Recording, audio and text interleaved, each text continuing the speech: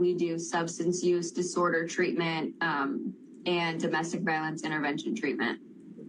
So here in Kent, I am the substance use disorder program manager along with the domestic violence supervisor. This position, just over 3 years.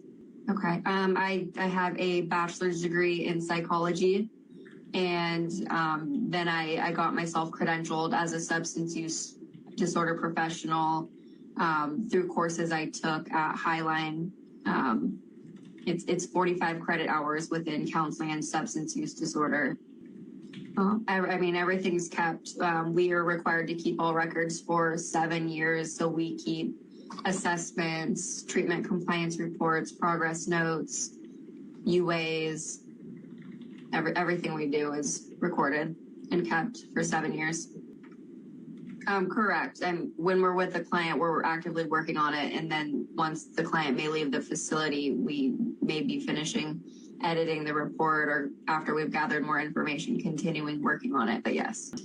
Yeah, it would be like on our calendars. And then along with that, when we go through an assessment, we have a computer system, case management system. And it's just records the date that we open that and begin the application or the assessment process as we go through it. So it would just be in our system, and it would pull up on reports when we pulled the reports from those assessments. Yeah, December 17th, 2021. Correct. It would always be prepared by a substance use disorder professional or professional trainee under the supervision of the substance use disorder professional.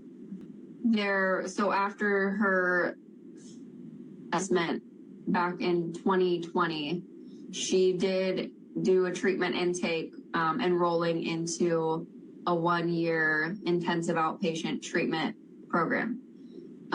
She was enrolled in the program for about 1.5 months and then was discharged from the program for noncompliance. The results of the UAs performed as part of a DCYF referral get sent directly to DCYF. We don't ever receive those results at STOP.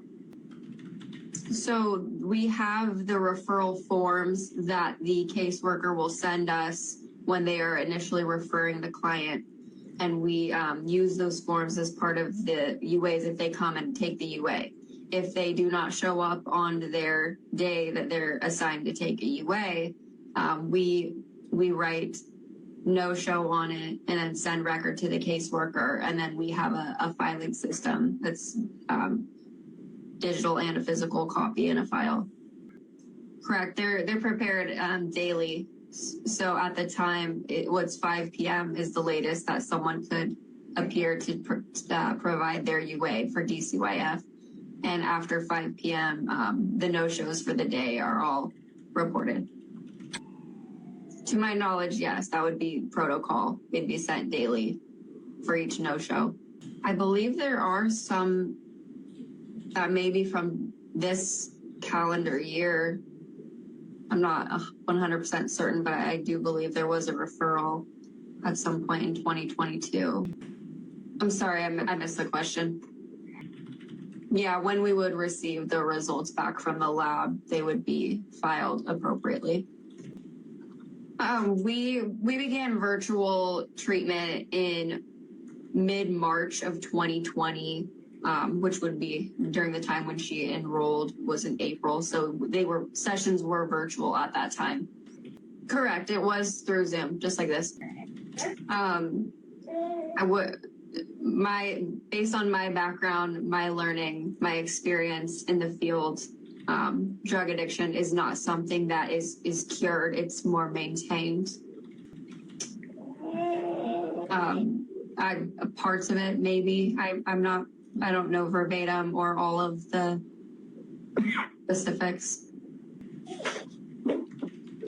I'm unaware of that. I have been employed as a substance use disorder counselor for 5 years.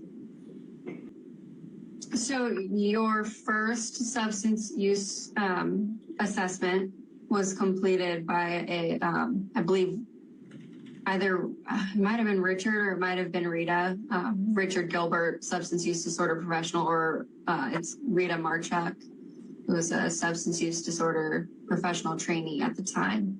Either one of them would have written that. And so it would have been based on knowledge obtained from you as part of the assessment. And goals, there's typically many, and they're usually very individualized, but I would say main goals, coping skills, knowledge, tools, relapse prevention. Goals would be, maintaining sobriety and living